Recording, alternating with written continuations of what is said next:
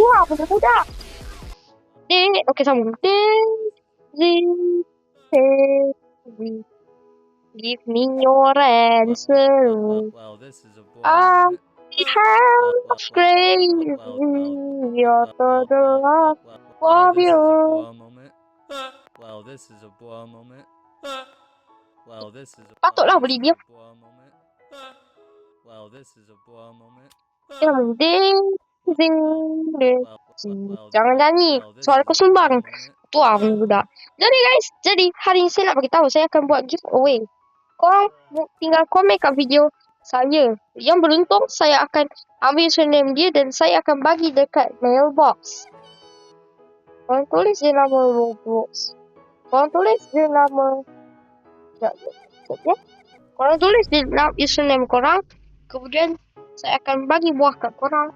Korang komen je nak buah apa. Jangan besar sangat. Contoh kat sini. Kalau korang nak... Weh, bila masa aku suruh kutem ni? Alamak, tekan. Alamak. Okey. Itulah, tekan. Tak sengaja. Okey, tak apa. Confused. Korang komen je korang nak buat apa. Korang komen je. Macam saya ada pineapple. Korang komen je nak buat apa. Saya ada pineapple. Besar lah. Baik. Astagfirullah.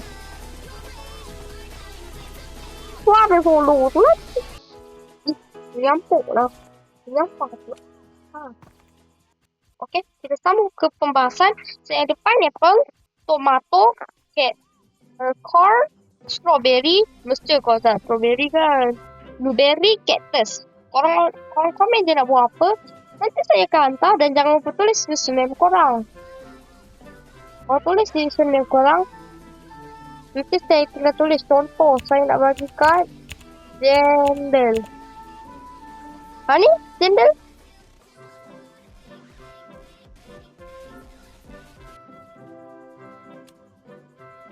Okay guys, sampai selesai di video kali ini. Jangan lupa like, comment, dan subscribe. Bye!